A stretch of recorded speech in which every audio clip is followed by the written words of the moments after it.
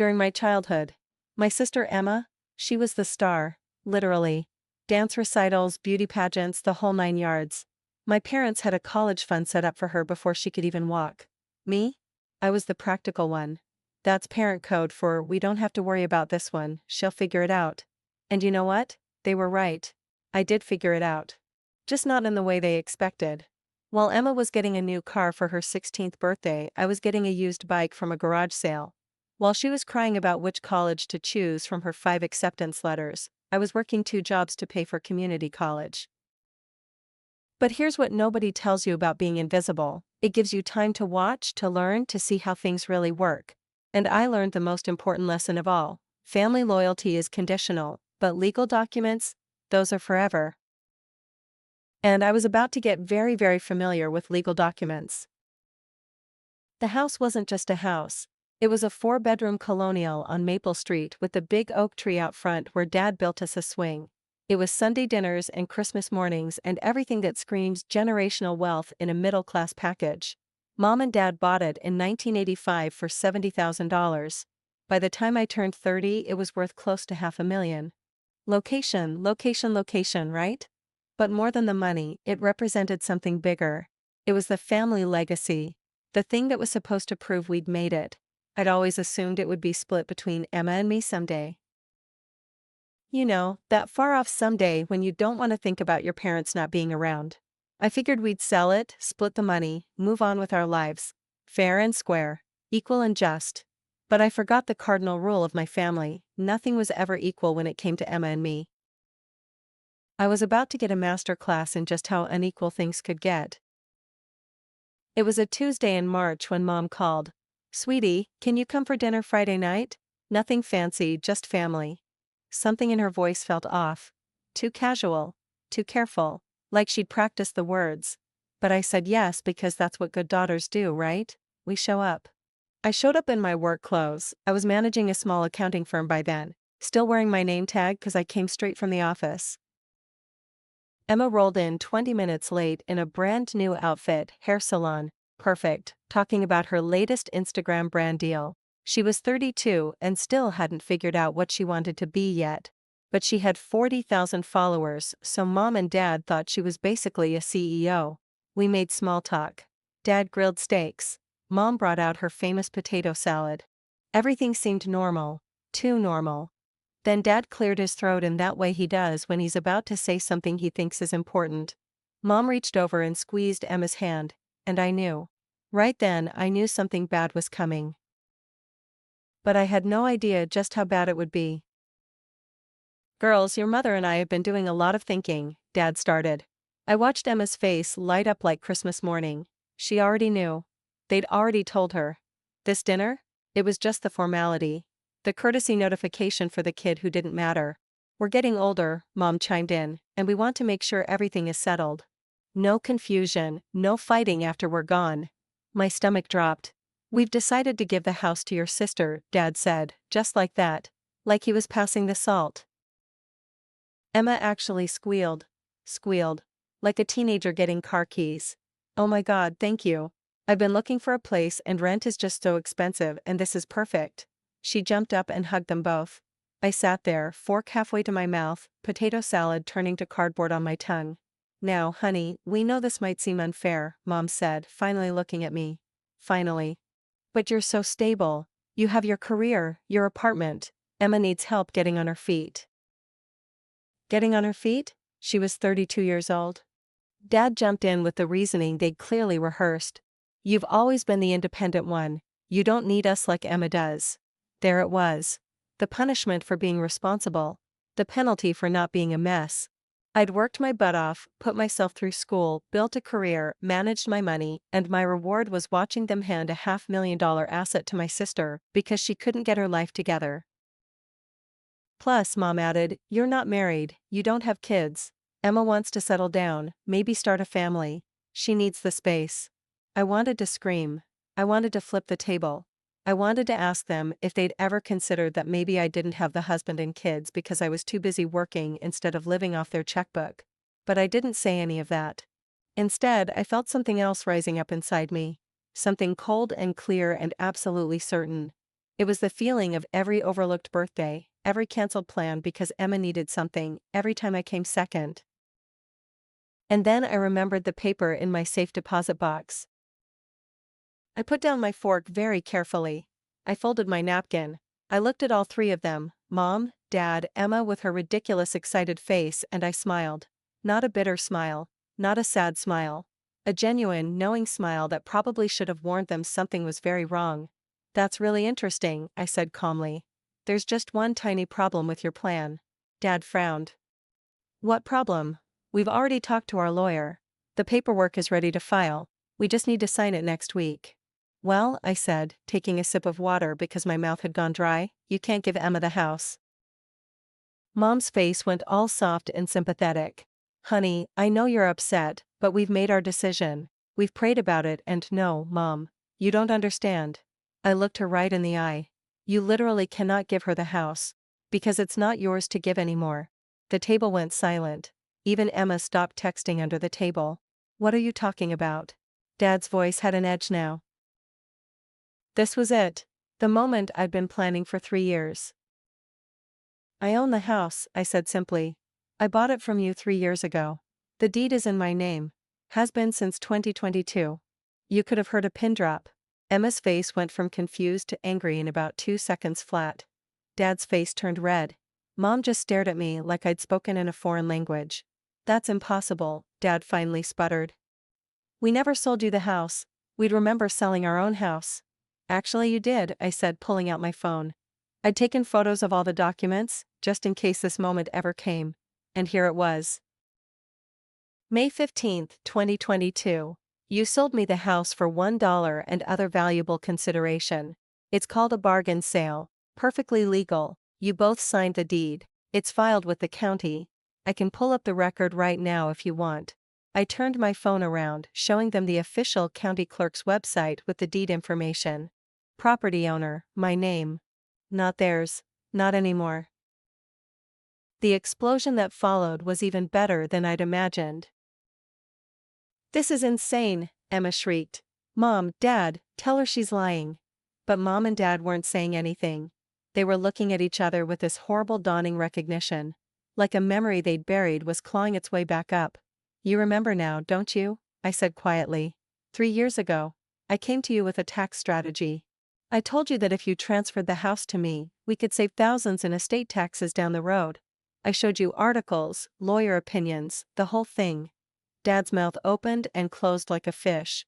But we thought, you said we could still live here. You said nothing would change. And nothing has changed, I pointed out. You still live here. You still pay the utilities. I never asked you for rent. I kept my word on every single point. But you tricked us. Mom's voice was rising now, getting shrill.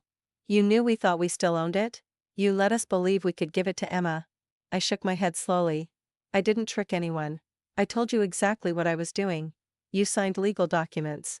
You signed legal documents. Had them notarized. You just didn't bother to read them carefully. Because they trusted the responsible daughter. Big mistake. Emma lost it. And I mean completely lost it. She stood up so fast her chair fell over. You bitch. You stole our house. I didn't steal anything, I said calmly, staying seated.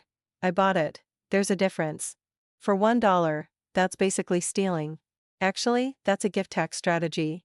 Very common in estate planning. Mom and Dad got to avoid capital gains taxes. I got the house at a reduced rate. Everyone benefited. Well, everyone who was paying attention. She looked at our parents desperately. Do something. Sue her. Call the police. Dad was shaking his head, and I could see he was already 10 steps ahead in his mind. He knew. There was nothing they could do. The deed was legal. The deed was legal. The transfer was complete. I owned the house, free and clear. Why would you do this? Mom whispered, and for the first time, she actually looked hurt instead of just shocked. And for just a second, I felt bad. Just a second. Then I remembered all the reasons why I'd done it in the first place. Do you want to know why? I asked, my voice still calm but with steel underneath. Let me tell you about my college graduation. Do you remember that day?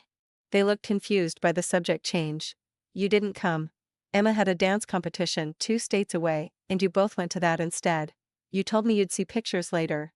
My college graduation. The first person in our extended family to get a 4-year degree and you couldn't be bothered. That was years ago, Dad protested weakly. Emma's competition was important. Yeah, I know. Everything Emma did was always more important. I was on a roll now, years of swallowed feelings pouring out. What about when I bought my first car? I saved for 2 years. I was so proud.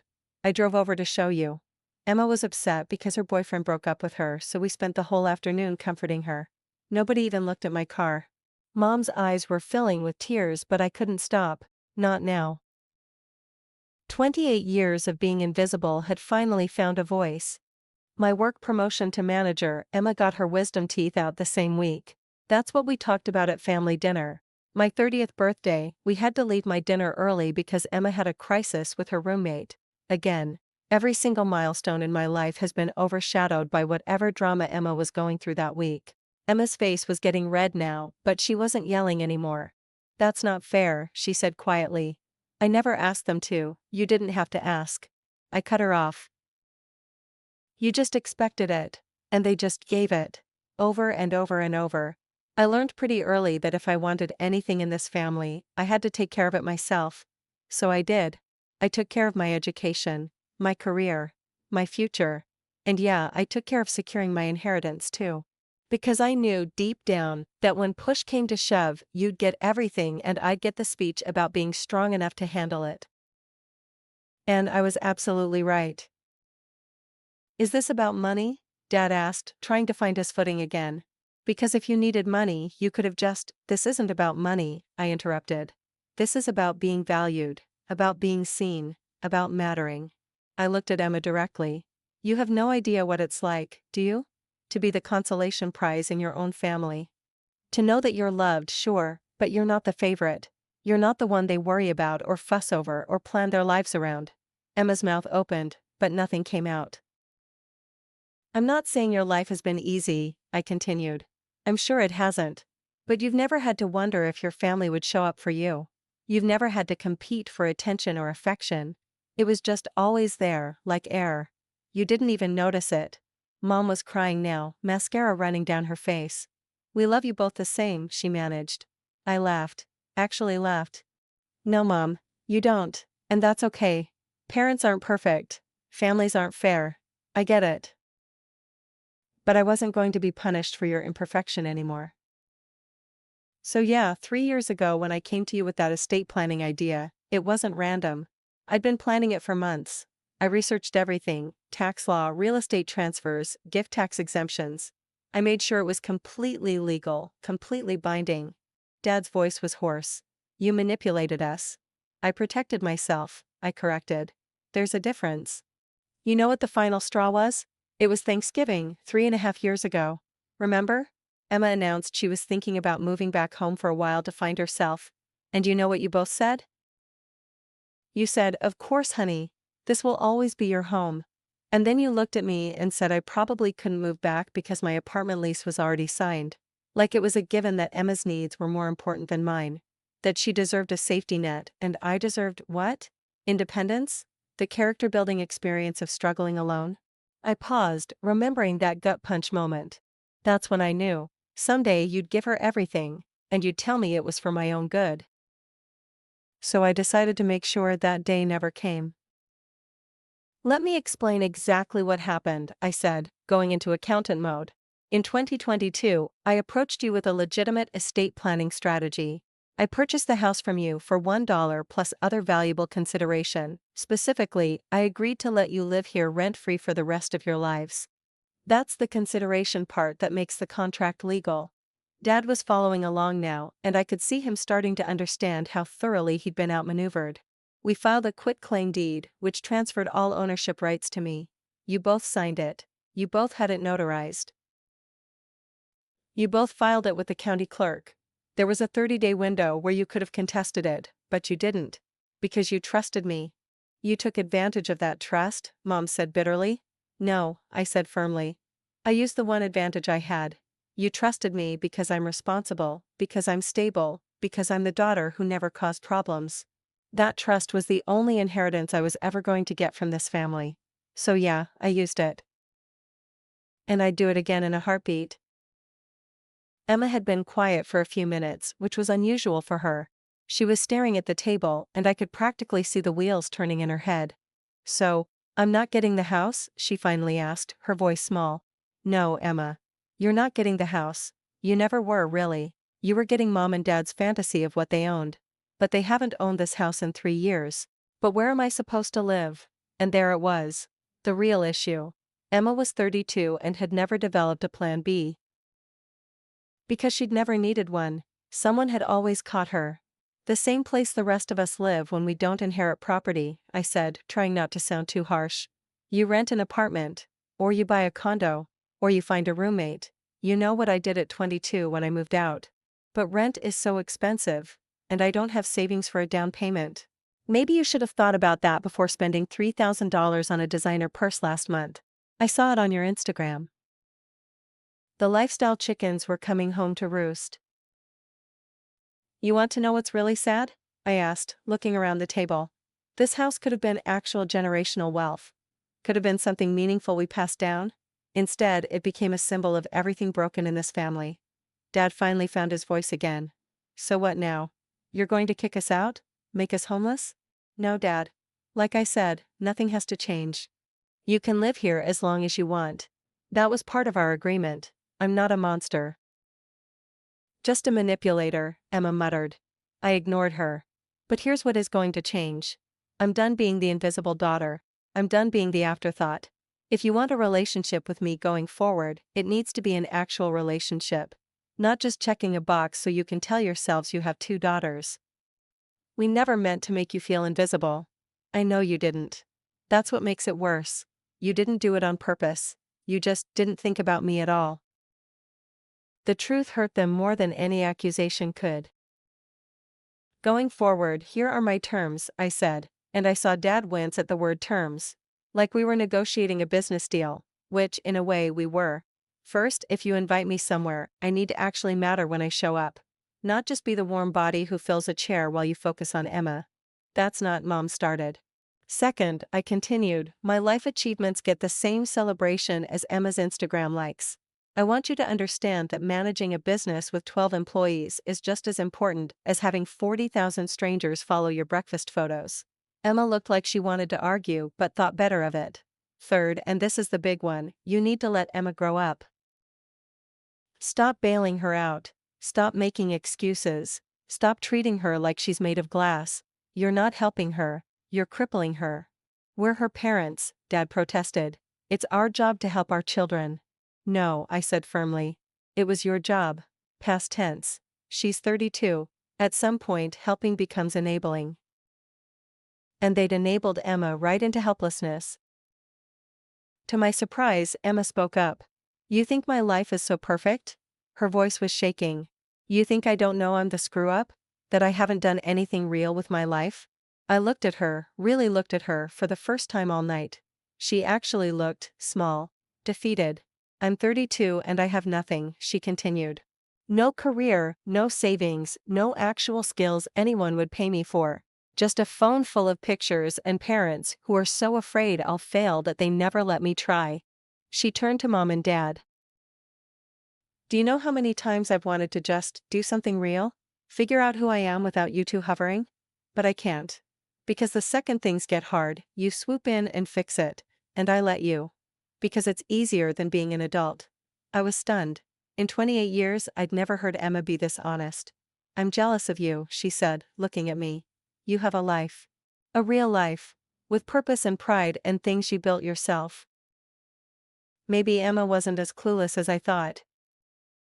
I didn't know you felt that way, I said quietly, and I meant it. Emma laughed bitterly. Why would you? We barely know each other. We're sisters but we're strangers. You've been so busy resenting me and I've been so busy being the golden child, we never actually connected. She wasn't wrong. When was the last time Emma and I had a real conversation? Not small talk at family dinners, but an actual sister-to-sister conversation? I couldn't remember. I don't resent you, I said, surprising myself with the truth of it. I resent the situation, the favoritism. The way things have always worked. But you? You're just a person doing what people do, taking the path of least resistance. Well, the path of least resistance led me exactly nowhere, Emma said. I'm 32, broke and apparently homeless now. You're not homeless, I said. You just don't get a free house. There's a difference. Emma smiled a little bit at that. Just a tiny sad smile. But it was something. Maybe this disaster could actually lead somewhere good. Mom and Dad had been quiet during our exchange, but now Mom spoke up. We failed you both, didn't we? In different ways. I wanted to say yes, to rub it in, but something about the defeat in her voice stopped me. These were my parents. Flawed, frustrating, unfair parents, but still my parents. You did the best you could, I said, and I meant it. It just wasn't enough. Or it wasn't equal, or something. Dad cleared his throat. I don't know how to fix this. I don't even know where to start. Start by seeing us both clearly, I suggested. Not Emma the golden child who needs protecting. Not me the responsible one who doesn't need anything. Just two adult daughters who are still figuring life out. I do need things, I added quietly. I do need things, I added quietly. I need to feel like I matter. Like I'm not just the reliable backup plan while Emma gets the starring role in the family story. Mom reached across the table toward me, then stopped, unsure if I'd pull away. I didn't. I let her take my hand. It wasn't forgiveness, not yet, but it was something. What happens now? Dad asked. With the house, with us, with everything? That depends on you, I said. The house is mine. That's not changing. I own it legally, ethically, and I'm not giving it back or selling it to Emma for $1 or whatever scheme you're thinking about. Emma flinched but nodded. But, I continued, you can still live here. I meant what I said about that. I'm not cruel. I don't want you on the street. What about me? Emma asked. What about me? Emma asked. What about you? I countered. You're an adult. Adults figure out housing, get a job, build a career, save money. You know, all the stuff I had to do without a safety net. I don't know how, she admitted, and I could tell it cost her something to say it. Then learn, I said, but not unkindly. Start small. Get a regular job, any job. Move into a studio apartment. Budget. It's not glamorous, but it's real life. And real life is actually pretty satisfying once you get the hang of it. Whether Emma would actually take that advice, that was still up in the air. There was something else hanging in the air. The question nobody wanted to ask but everyone was thinking. Finally, Mom asked it. Do you hate us? I took a long breath. Did I? No, I said finally. I don't hate you. I'm angry. I'm disappointed. I'm angry. I'm disappointed. I'm hurt. But I don't hate you. I'm not sure I'd blame you if you did, Dad said quietly. Hate takes too much energy, I said. And honestly, I don't want to spend my life being bitter. I just want to be seen, acknowledged, valued. We do value you, Mom insisted. Do you? I asked. Because when I got that promotion last year, you said that's nice, and then immediately asked Emma about her new boyfriend.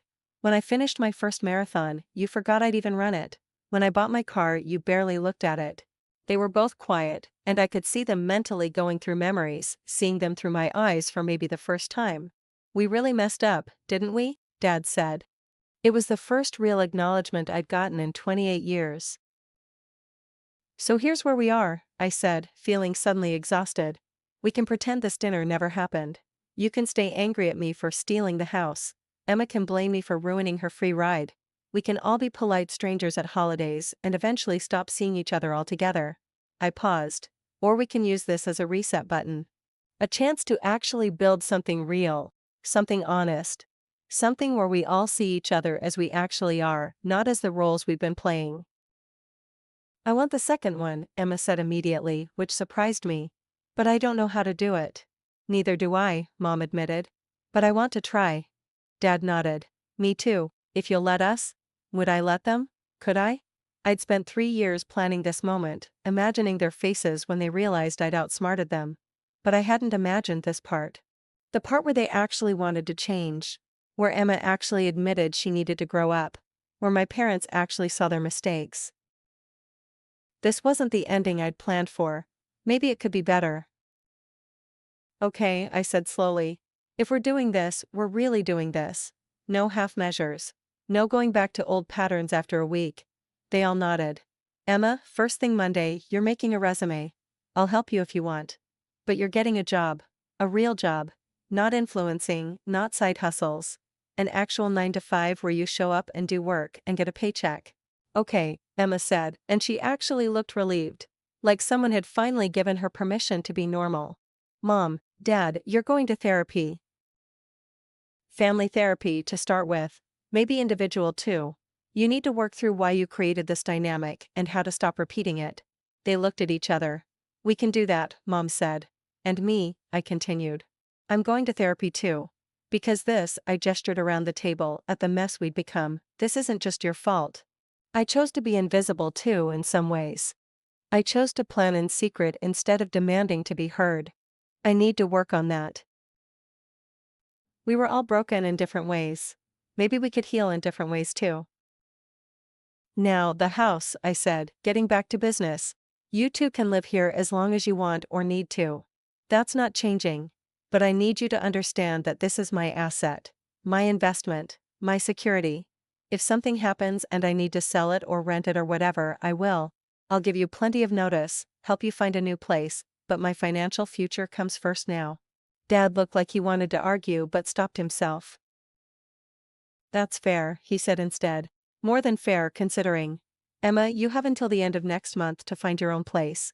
That gives you 8 weeks. It's enough time if you actually try.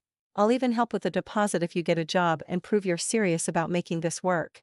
Emma looked shocked. Really? You'd help me? We're sisters, I said. I don't want you to fail. I just want you to actually try. There's a difference. I will, she promised. I'll really try this time. I hoped she meant it.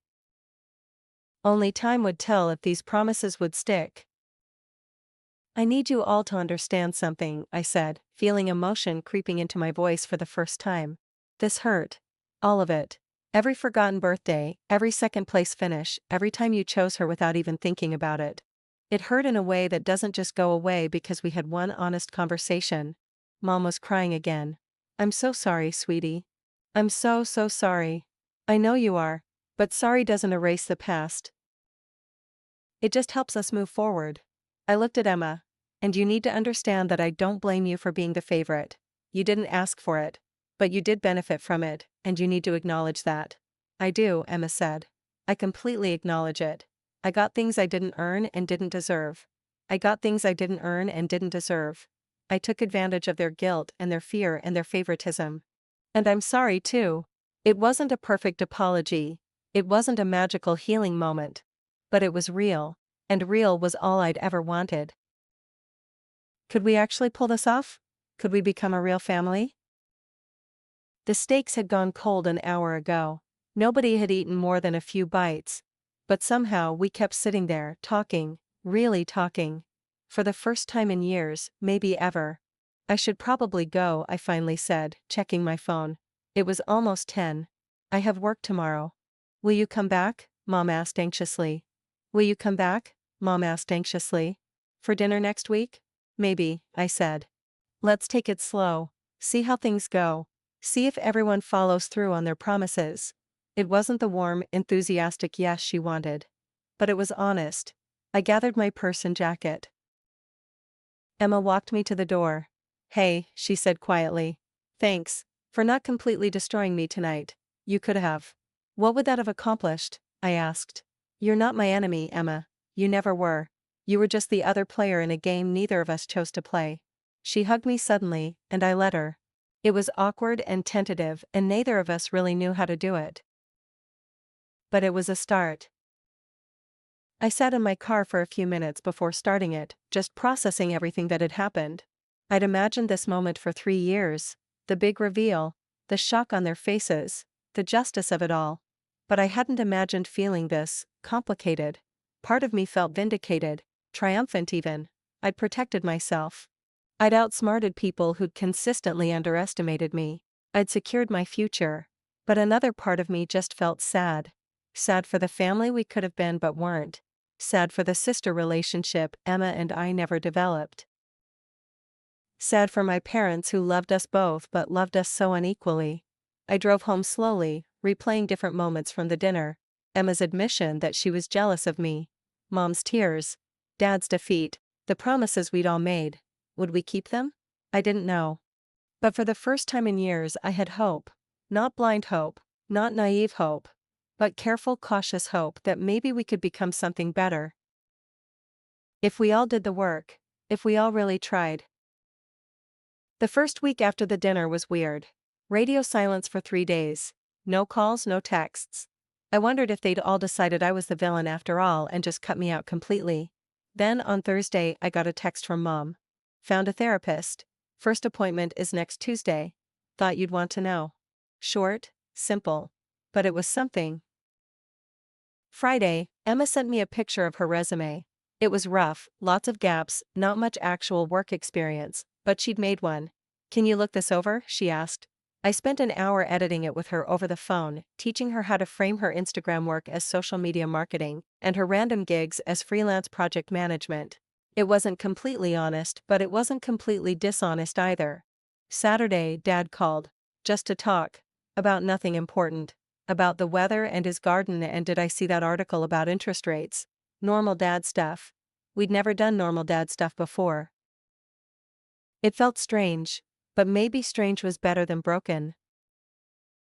Week 2, Emma started applying for jobs, and immediately hit a wall. Turns out 32 with no steady work history doesn't exactly make you a hot commodity.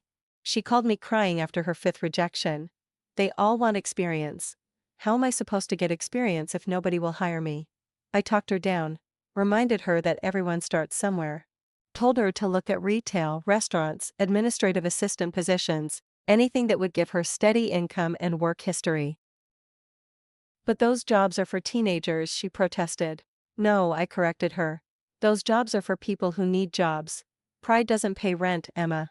She got quiet. Then you're right. I'm sorry. I'm being a brat. You're being scared, I said. That's different. But you still have to push through it. The next day she applied to 15 retail positions. By the end of the week she had 3 interviews. By the end of the month she had a job at a home goods store. $32 an hour, benefits after 90 days, employee discount. It wasn't glamorous, but it was hers. Mom started updating me after their therapy sessions. Not in detail, the therapist said they needed to respect boundaries, but enough that I knew they were actually going. Dr. Martinez asked us why we felt Emma needed more protection than you. Mom told me on the phone one night. What did you say? I asked. Your dad said it was because Emma seemed more fragile, more sensitive. I said it was because you never complained, so we thought you were fine. Dr. Martinez said we trained you not to complain by ignoring you when you did. She said we taught Emma to be helpless by doing everything for her. That sounds about right, I said. It's hard to hear, Mom admitted. That we hurt you both while thinking we were being good parents. That our love created these problems. Most family damage is unintentional, I said. That doesn't make it less real, but it does make it more forgivable. Do you forgive us? She asked quietly. I thought about it. Really thought about it. Ask me again in 6 months, I finally said. After I see if things really change. 2 months after the dinner, Emma asked me to lunch. Just the 2 of us. We met at a little cafe downtown, and it was awkward at first. We didn't know how to be sisters without our parents there to mediate. So, she said, stirring her coffee. I got my first paycheck. How does it feel? I asked. Weird. Good weird. Like I actually earned something for the first time in my life. She showed me her bank account on her phone. I'm putting 30% in savings like you told me. For apartment deposits and emergencies. I was impressed. That's really good, Emma. I'm proud of you. She looked up, surprised. Really? Really? This isn't easy, what you're doing. Starting over at 32. Most people would just give up and blame everyone else. I wanted to, she admitted. Every day for the first 3 weeks, I wanted to quit and beg Mom and Dad to just take care of me like always. What stopped you? I asked. She smiled a little. You. Knowing you'd be disappointed. Knowing you'd been doing this alone since you were younger than me. Maybe I'd been wrong. Maybe Emma wasn't weak. Maybe she'd just never been allowed to be strong. 3 months in, Dad brought up the house again. Have you thought about what you want to do with it, long term? I'm keeping it, I said. As an investment. Maybe I'll rent it out someday. Maybe I'll sell it when the market peaks. Maybe I'll live in it myself. I haven't decided. And us? He asked.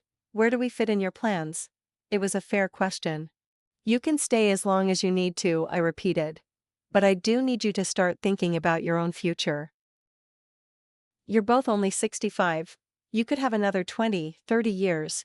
Do you want to spend all of them in a house that isn't yours, dependent on your daughter's goodwill? He winced at that. When you put it that way. I'm not being cruel, I said. I'm being realistic. What if you and I have a falling out? What if I get married and my spouse wants to sell? What if I have kids and need the equity? You need a plan B. You're right, he admitted. We've been thinking about downsizing anyway. Maybe a condo. Something easier to maintain. Finally they were thinking like adults about their own future. 4 months after the big dinner we tried again. This time Emma brought a bottle of wine she'd bought with her own money. Mom made pot roast. Dad grilled vegetables. I brought dessert from the bakery near my office. It was different this time. Lighter.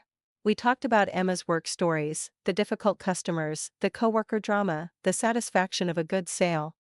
We talked about Mom and Dad's therapy breakthroughs and the condo listings they'd been browsing. We talked about my promotion at work, and this time, they actually asked follow-up questions.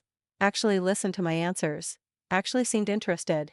Emma and I even made a joke together, something about Dad's terrible grilling techniques, and laughed at the same time. Like real sisters do. It wasn't perfect. There were still awkward silences, still moments where old patterns tried to resurface. But we were trying. All of us. Really trying. This is nice, Mom said at one point, looking around the table. Having everyone together like this. It is, I agreed. And I meant it. For the first time in my life, I actually meant it. A year after that awful dinner, everything had changed. Emma had her own apartment, a tiny studio, but it was hers. She'd been promoted to shift supervisor and was taking online business classes. She still had her Instagram, but now it was a side hobby, not a life raft. Mom and Dad sold me the furniture from the house and moved into a 2-bedroom condo closer to their friends. They were happy, lighter, like a weight had lifted. And me? I was still me, still responsible, still independent. But now I was also seen. Valued. Part of a family that actually functioned. The house was mine, officially and emotionally. I'd started renting out 2 bedrooms to college students for extra income. Building wealth, just like I'd planned. But the real wealth wasn't in the property value. It was in Sunday dinners where everyone showed up for each other. In sister phone calls that weren't obligatory. In parents who finally saw both their daughters clearly. I'd bought a house for $1, but I'd bought my family back for the price of honesty, and that was priceless. So that's my story of the ultimate sibling inheritance dispute. When my parents gave my sister the house, they never expected me to say, I already own it. This family house ownership fight taught us all that real estate family disputes aren't just about property, they're about being valued. If you've experienced parents giving a sibling everything while you got nothing, drop a comment below. Sometimes the best way to handle sibling rivalry property drama is to plan ahead. Thanks for watching this emotional family inheritance story. Hit subscribe for more real-life drama. You won't believe what happens in the next one.